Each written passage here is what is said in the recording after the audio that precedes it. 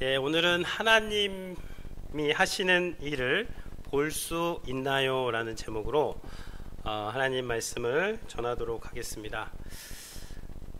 지금 환절기에 건강하게 잘 다들 계신지 모르겠네요. 예, 지금 해가 많이 짧아지고 있습니다.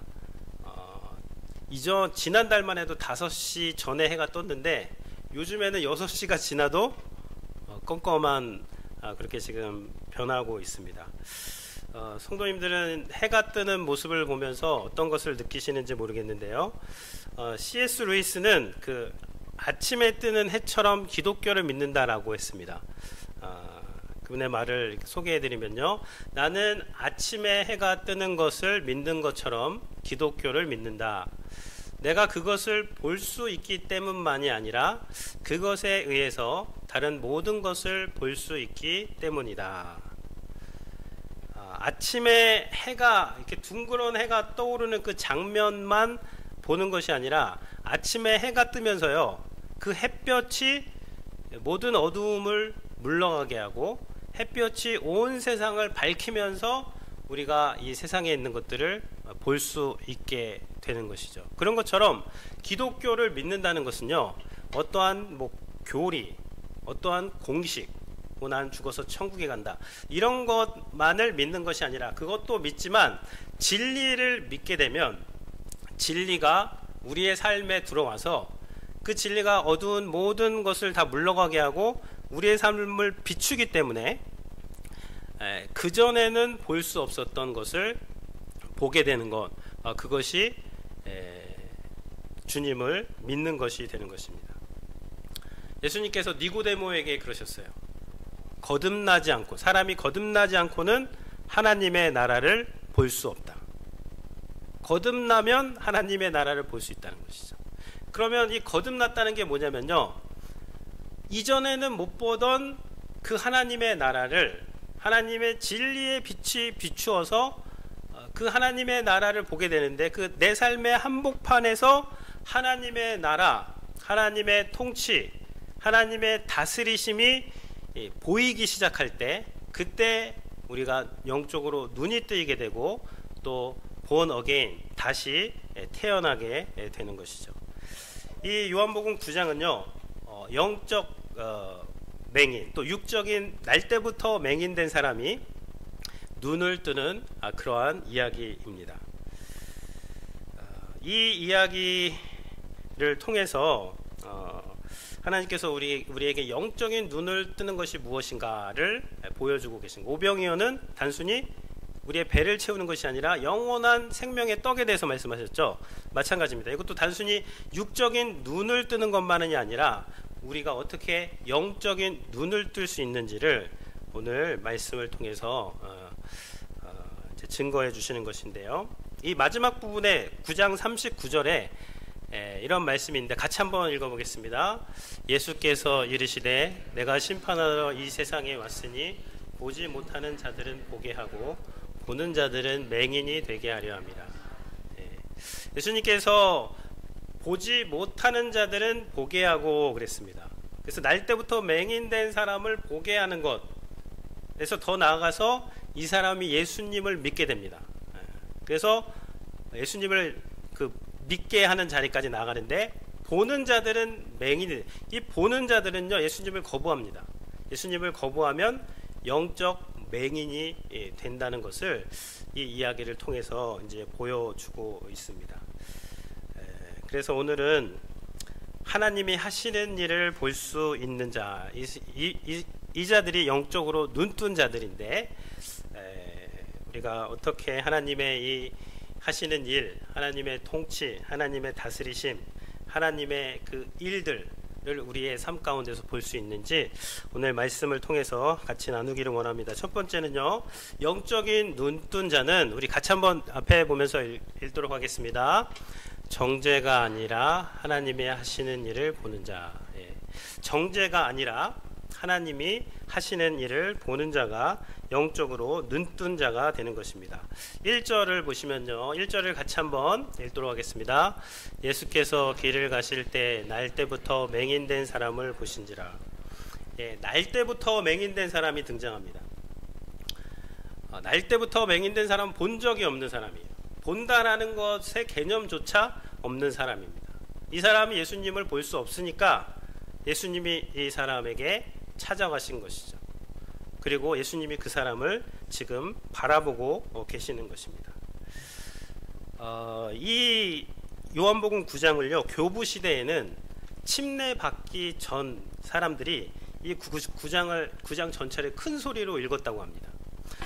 제가 생각하기에는 이 9장 내용이 처음부터 끝까지 이렇게 보면 이것이 어떻게 인간이 영적인 눈을 뜨게 되고 우리가 믿음을 갖게 되는지에 대해서 너무나 잘 보여주기 때문에 그런 것이 아닌가 그렇게 생각이 되는데요. 이 날 때부터 맹인되었다, 본 적도 없고 본다는 개념조차 없는 사람에게 주님께서 찾아가셔서 그를 보게 하시는 것, 이것을 구원과 연결을 하면요, 구원의 개념조차 모르고 구원 받는다는 필요성조차 모르는 우리를 주님께서 찾아오셔서 우리를 만나 주시고 우리에게 말씀해 주시고 우리를 구원해 주시는 이야기가 이 9장의 이야기가 되는 것이죠. 2절을 보시면요, 2절도 같이 읽겠습니다. 제자들이 물어 이르되 랍비여, 이 사람이 맹인으로 난 것이 누구의 죄로 인함이니까? 자기니까 그의 부모니까? 이 날 때부터 맹인된 사람, 시각장애인이죠. 이 맹인도 표준어입니다. 그래서 맹인으로 하겠습니다. 이 날 때부터 맹인된 사람이 이때 당시, 지금도 그렇지만 2000년 전 예수님 당시에는요, 어떤 장애를 가지면 그것이 어떤 그 사람의 죄 때문이다라는 그러한 생각이 있었습니다. 근데 태어날 때부터 시각 장애를 가졌기 때문에 지금 이 죄가 그 사람의 죄인지 뭐 부모의 죄인지 이것에 대해서, 이것은 제자들만의 질문이 아니라 그 당시에 많은 사람들이 가지고 있었던 그 질문에 대해서 제자들이 지금 예수님께 묻고 있는 것입니다. 지금 21세기의 시각으로 보면 잔인한 질문이죠. 해서는 안 될 질문이죠. 그런데 이러한 질문을 지금 이 제자들이 예수님께 하고 있는 것입니다. 예수님께서 뭐라고 대답하셨는지 3절 우리 같이 한번 읽겠습니다. 예수께서 대답하시되 이 사람이나 그의 부모의 죄로 인한 것이 아니라 그에게서 하나님이 하시고자 하는 일을 나타내고자 하심이라. 예수님이 대답을 하십니다. 그 사람의 죄가 아니다. 그 부모의 죄도 아니다. 둘 다 아니다. 그럼 무엇이죠? 하나님이 하시는 일을 나타내고자 하심이라 라고 그렇게 대답을 하고 계십니다. 영적 맹인은 누구냐면요, 정죄만 보는 거예요. 정죄. 누구 죄입니까? 그것에 관심이 있습니다. 하나님이 하시는 일에 대해서는 볼 수가 없는 자들이죠. 그러니까 뭐 누구 잘못입니까? 누구 죄 때문입니까? 누구 때문에 이렇게 됐습니까? 이런 것만 묻고 따진다면 우리는 아직도 영적 맹인일 수가 있는 것이죠. 예수님께서는 이 상황에서 하나님께서 하시는 일, 그 일이 있다, 그 일을 나타내실 것이다 라는 것을 보셨습니다. 그리고 그것을 말씀을 하시는 것이죠. 제가 팬데믹 때 제 아내랑 칸초 리버를 많이 걸었습니다. 저희 집에서 1분 거리. 거기가 아주 강이 좋습니다. 바람도 불고 해서 거기 진짜 많이 걸었어요. 아침 저녁으로. 근데 초반에 걸을 때 이제 뭐 이런저런 이야기를 하는데 서로 섭섭한 이야기를 하다 보니까 이게 자꾸 거리두기를 하게 되더라고요. 10m 거리두기하고 뭐 같이 이야기를 하는데 좀 싸우기도 하고 그랬습니다. 그래서 거리를 두고 집에 가서 막 무건 수행하고 그랬는데 이래서는 안 되겠더라고요. 그래서 우리가 대화의 주제를 좀 바꿔보자. 그래서 지금 심각한 얘기가 아닙니다. 너무 심각하게 듣지 마시고요. 대화의 좀 주제를 바꿔보자 우리가. 그래서 하나님께서 베푸신 은혜에 대해서 한번 얘기해보자. 그리고 하나님이 우리를 통해서 하실 일에 대해서 같이 한번 얘기해보자. 그러면서 이제 걷기 시작했습니다. 그러니까요, 참 이 은혜로운 산책길이 되었고, 참 많은 은혜를 나눈 그러한 좋은 기억이 있습니다. 그러니까 뭐 누구의 잘못인가, 남편의 잘못인가, 뭐 아내의 잘못인가, 여러분 이런 것을 따져가지고 하나님의 일이 되는 것이 아니라, 이 상황에서 하나님께서 하시고자 하는 일이 무엇이냐, 하나님의 나를 통해서 또 이 상황에서 하나님이 하시고자 하는 일을 볼 수 있고, 그것을 말할 수 있고 그것에 참여할 수 있는 자들이, 그 사람들이 영적으로 눈뜬 사람들이 되는 것입니다. 그래서 한번 묵상해 보시기를 바랍니다. 하나님이 나를 통해서 나타내고자 하는, 가정에서, 직장에서, 뭐 학교에서, 뭐 교회에서, 어디에서든 하나님이 나를 통해서 나타내고자, 누구 탓을 하기 전에, 부모의 죄입니까? 자기의 죄입니까? 남편의 죄입니까? 아내의 죄입니까? 이런 것을 얘기하기 전에 하나님이 하시는 일이 무엇인가에 대해서 묵상하고 기도해 보시는 우리 성도님들이 되시길 바랍니다. 두 번째, 영적인 눈을 뜬다는 것은요, 같이 한번 읽겠습니다. 보내심을 받은 곳에서 순종하는 자, 보내심을 받은 곳에서 순종하는 자입니다. 4절도 같이 읽겠습니다. 때가 아직 나심에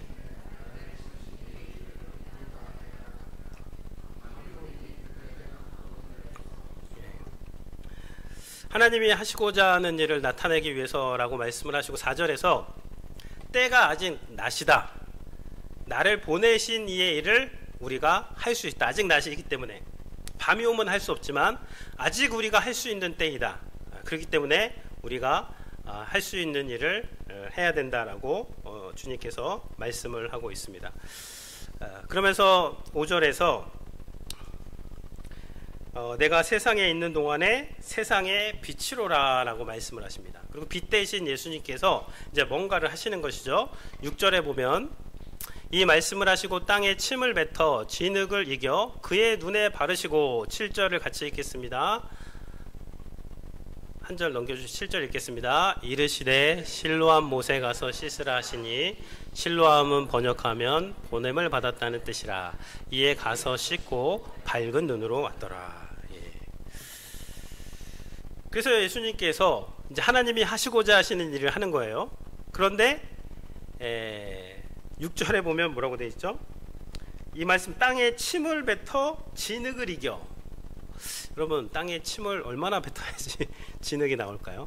이렇게 한번 탁 해가지고는 안 나올 것 같은데, 확 해가지고 몇 번을 해야지 뭔가 이 진흙이 만들어질 것 같지 않습니까? 진흙을 어쨌든 침을 뱉어서 진흙을 만들었는데, 또 그 진흙을 어디다 붙여요? 눈에다가 붙이고, 또 이 시각 장애가 있기 때문에 실로암 못까지 가려면 힘들 거 아니에요. 근데 이 시각 장애 있는 사람한테 막 더듬더듬 거리면서 7절에 보면 실로암 못에 가서 씻으라고 합니다. 예수님 우리 잘 아시잖아요. 막 다른 복음서에 보면 어떻게 나오죠? 에바다 그러면 막 귀가 열리고 혀가 막 풀리고, 그래서 막 귀가 들리고 말을 분명하게 하는데, 말씀으로 딱 고치시면 되지, 왜 갑자기 막 침을 탁 뱉어가지고 그걸 이렇게 하고 눈에 바르시고 또 그 실로암 못에 가서 씻으라고 하셨을까요? 우리는 다 알 수가 없습니다. 왜 침이고 왜 진흙이고 왜 실로암 연못인지 우리는 다 알 수가 없습니다. 그러나 여러분, 이해가 되면 순종하시면 되고요, 이해가 안 되면 신뢰하시면 돼요.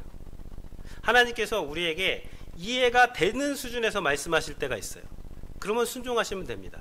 그런데 하나님은 우리보다 훨씬 더 크신 분이기 때문에 항상 우리가 이해가 되는 수준에서만 말씀하지 않으세요. 어느 지점을 넘어서면 이제 이해가 아닙니다. 우리는 이해할 수 없어요. 그러나 하나님을 신뢰할 때가 옵니다. 그때는 하나님을 신뢰하셔야 되는 것이죠.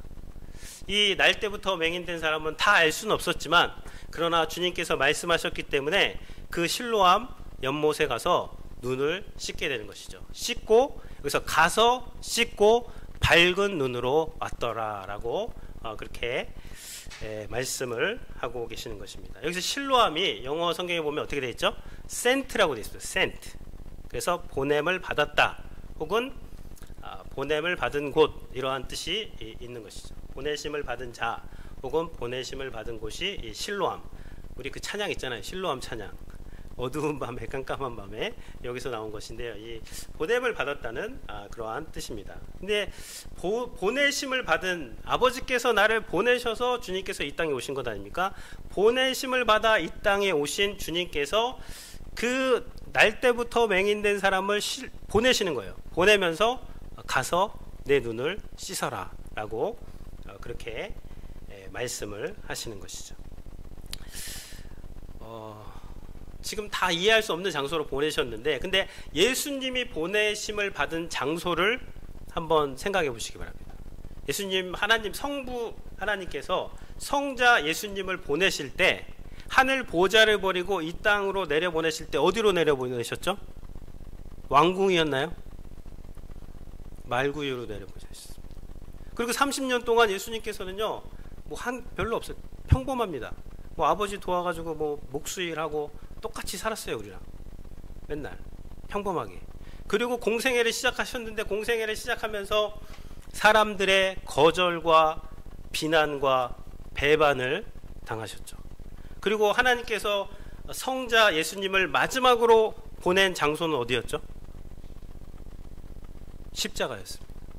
십자가는요, 십자가에서 죽기까지 순종하시면서 나의 하나님 나의 하나님 어찌하여 나를 버리시나이까 라고 아버지 하나님께 외칠 때, 하나님께서 어떻게 하셨죠?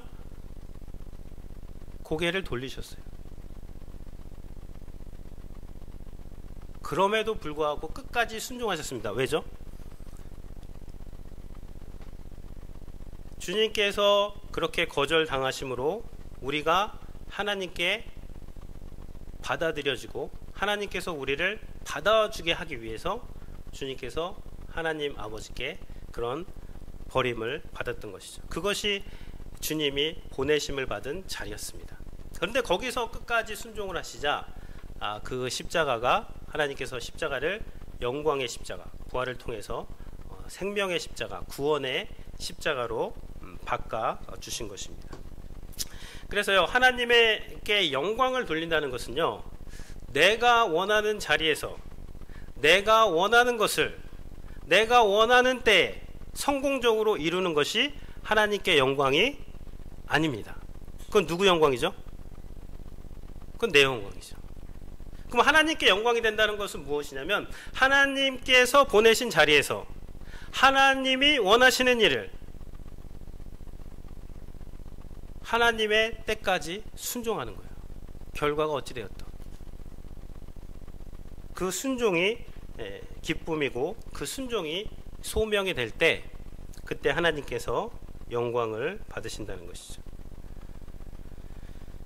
세무엘 러더포드라는 이 목사님이 계셨는데요, 영국 에딘버러 대학교 교수로 봉직을 하시다가 앤워스라는 그 시골 동네, 작은 시골 마을에서 목회를 이분이 하게 됩니다. 주변에 많은 사람들이 그의 재능을 아까워하면서 그 시골에서 좀 나오라고 그렇게 조언을 했습니다. 그때 세무엘 러더포드 목사님이 내가 앤워스라는 이 시골 마을에서 섬기는 것이 참으로 귀하다라고 그렇게 말을 했습니다.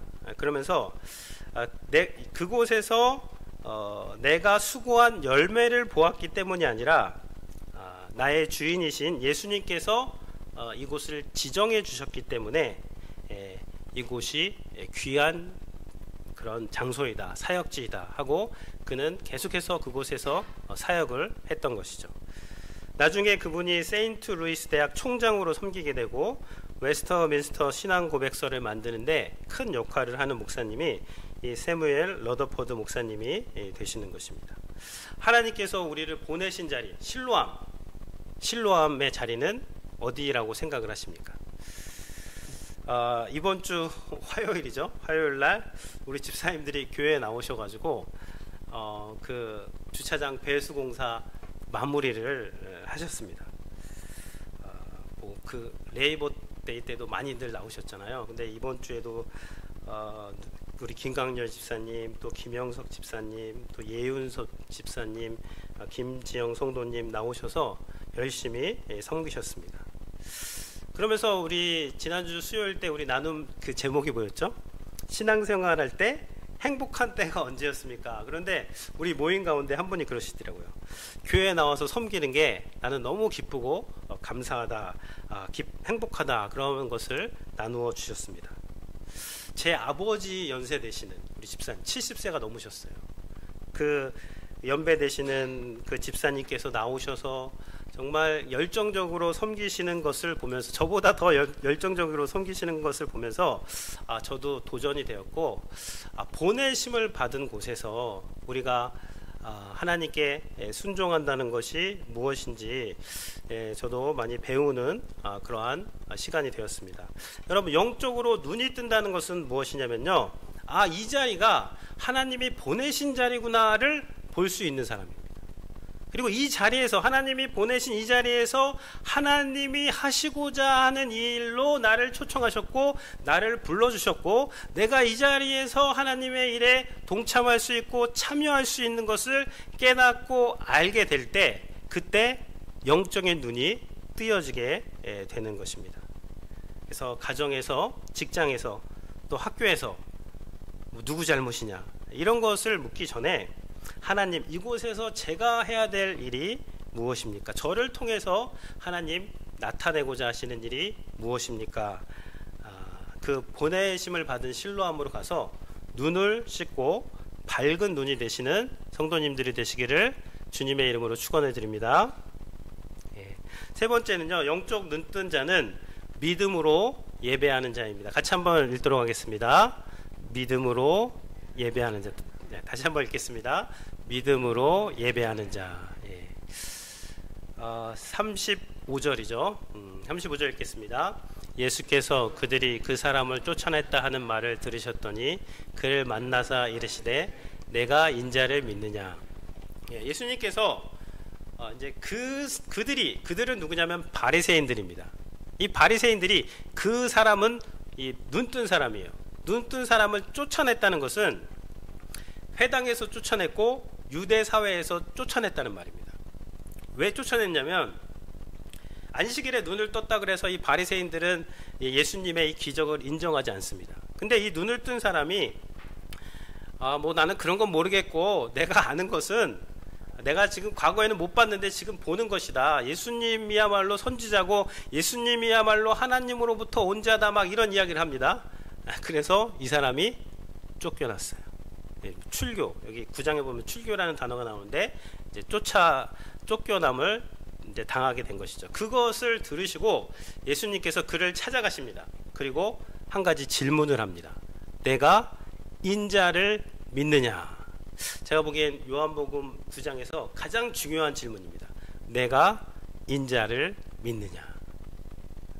여기 인자라고 돼 있죠. 근데 번호가 있어요. 제 성경에는 인자하고 1번 한 다음에, 우리 성도님들의 성경에도 있는지 모르겠는데요, 1번하고 밑으로 내려가면은 뭐라고 써 있죠? 1번에?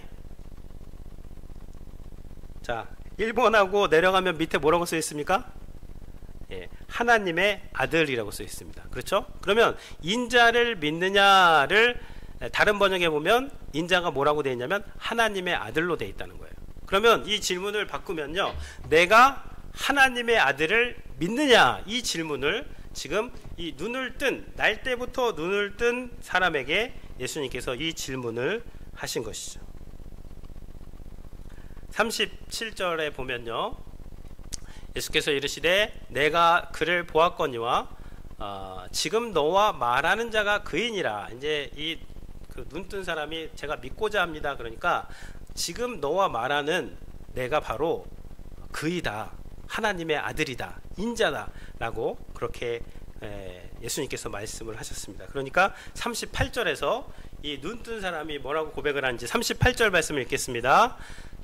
주여 내가 믿나이다 하고 절하는지라. 이 사람이요, 드디어 주여 내가 믿나이다 하고 절하는지라. 여기서 Lord I believe he worshipped him 그랬습니다. 이 절하다가 예배하다예요. 제가 보니까요, 요한복음 7가지 기적 중에서 지금 기적의 수혜자가 월십, 예수님을 예배했다라는 그 표현은 이 사람이 지금 처음입니다. 처음으로 이 눈뜬 사람이 지금 주님, 제가 주님을 믿습니다. 주여, 내가 믿나이다. 절했다, 예배했다, 경배했다, 찬양했다 라는 그 말입니다. 근데 여기서 믿나이다 라는 말은 무슨 말이냐면, 주님이 제 눈을 뜨게 해주셨으니까 미라클 메이커로서 눈 뜨게 해주셔서 고맙습니다, 감사합니다로 믿는 것이 아니라 하나님의 아들, 그래서 그냥 믿는 것이 아니라 월십, 예배가 나오는 것입니다. 예배하며 그 예수님을 하나님의 아들로 믿게 되었다. 여기가 바로 영적인 눈이 뜨이는 거기입니다. 그러니까 이 사람이 날 때부터 맹인인데 눈이 떠였잖아요. 이거는 전주곡이고, 예수님이 정말 행하시려는 기적은 뭐냐면, 지금 내가 믿나이다, 그리고 그가 예수님을 예배했다, 이 순간에 영적인 눈이 빵 띄어지는 것이죠. 그런데 이때에 이런 눈을 뜨게 되는 상황에서 보면요, 이 사람이 지금 어떤 상황에서 믿게 되는 거예요? 뭐든지 다 잘 된 것이 아니라 육적인 눈을 떴어요. 그런데 출교당했잖아요. 여러분, 날 때부터 맹인 사람이 눈을 떴단 말이에요. 그러면 정상적인 생활을 해야 될 거 아니에요. 사람 구실을 해야 될 거 아니에요. 그럼 어떻게 해야 되죠? 직업 훈련원에도 가야 되고, 뭐 글도 배워야 되고, 할 일이 얼마나 많아요. 그렇죠? 근데 유대사에서 추방됐단 말이에요. 그래서 추방되고 쫓겨난 그런 상황, 할 일은 너무나 많은데 쫓겨난 상황에서 이 예수님을 하나님의 아들로 믿고 예배할 때 이 사람이 영적인 눈이 뜨여졌다라고 말씀을 하고 있고, 이것이 요한복음의 기록 목적이 되는 것입니다. 요한복음의 기록 목적을 같이 한번 읽도록 하겠습니다. 오직 이것을 기록함은 너희로 예수께서 하나님의 아들 그리스도이심을 믿게 하려 하며, 또 너희로 믿고 그 이름을 힘입어 생명을 얻게 하려 합니다. 이것을 사도 요한께서 이 요한복음에 기록한 것은, 목적은 예수께서 하나님의 아들이심을 믿게 하려 한다. 요한복음 9장에서 이 영적인 맹인이 예수님을 보고 하나님의 아들로 믿습니다 하고 예배하는 그 장면이 이제 나온 것이죠. 영적인 눈먼 자들은 예수님을 예배하지 못했습니다. 바리새인들은 자기의 의를 예배했기 때문이고, 자기의 옳음만을 예배했기 때문에 예수님을 받아들일 수가 없는 것이죠. 여러분, 성공, 출세, 부자 되는 것, 이런 것만 너무 크게 보시면 안 돼요. 그러면 영적 맹인이 될 수가 있는 것입니다. 여러분, 예배에 와서 우리가 하나님 더 성공하게 해주세요, 더 센 쾌락을 주세요, 더 부자가 되세요, 이것만 크게 보이고 이것만에 간구한다면, 날 때부터 맹인된 사람이 눈을 뜬다는 개념조차 모르는 그 상태에서 간구하는 거나 마찬가지가 될 수가 있는 것이죠. 영적으로 눈을 떴다는 것은요, 예수님을 하나님의 아들, 메시아, 구원자로 믿고 예배하는 것인데, 그 의미는 무엇이냐면, 창조주 하나님께서 우리와 함께 하시고 우리 안에 들어오시고 우리를 사랑해 주시고 우리와 동행해 주시는 것으로 그 충만하고 풍성해서 그 사랑과 생명과 은혜가 넘치는 가운데 하나님을 예배하는 것이 여기서 그 예배가 되는 것입니다. 화요일날 배수 공사 작업을 다 마치고 한 성도님이 저녁을 사시겠다 그러시더라고요. 그래서 그 베트남 쌀국수 집에 갔습니다. 제가 라지를 시켰거든요. 근데 그걸 다 먹었는데 배가 너무 부른 거예요. 이것도 심각한 얘기 아닙니다. 배가 너무 부른데 자고 일어났는데 그 다음날이 됐는데도 배가 계속 부르더라고요. 그래서 아침을 못 먹겠더라고요. 그래서 우리가 예배를 드릴 때 영적으로 풍성하다는 건 무엇이냐면요, 배가 너무 부른 거예요. 지금 하나님 주신 은혜에 배가 너무 불러가지고 다른 사람이 뭐 준다 그래도 지금 못 먹겠어요. 지금 너무 배가 불러가지고. 여호와는 나의 목자시니 내가 부족함이 없으리로다. 이 다른 번역에 보면요, 여호와는 나의 목자시니 내가 더 이상 바랄 것이 없습니다. 왜 하나님이 계시는 게 그게 가장 중요하고 그게 가장 충분한 분이 나에게 오시고 내 삶에 계시고 나와 동행하시기 때문에 다른 것이 그냥 다 작아지는 거예요. 그분이 함께 있기 때문에. 그게 하나님을 온전히 예배하는 자의 그런 예배가 되는 것이죠. 그러니까 예배가 뭐 어떤 부족한 것을 더 얻기 위한 예배가 아니라 출교를 당해서 앞길이 막막해도 하나님의 아들 예수 그리스도께서 나를 구원하시고 인도하시기 때문에 내 삶이 충분히 괜찮습니다 라고 고백하는 시간이 이 예배의 시간이 되는 것이죠.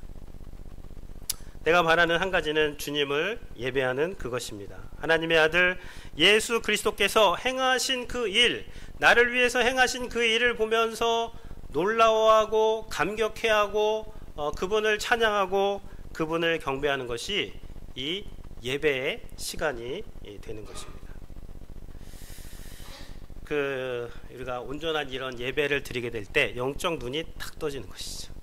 탁 떠지게 되면서 우리가 예배 때 하나님을 온전히 예배하고 춤추며 노래할 수 있게 되는 것입니다. 이러한 은혜가 우리 성도님들께 충만하시기를 주님의 이름으로 부탁을 드립니다.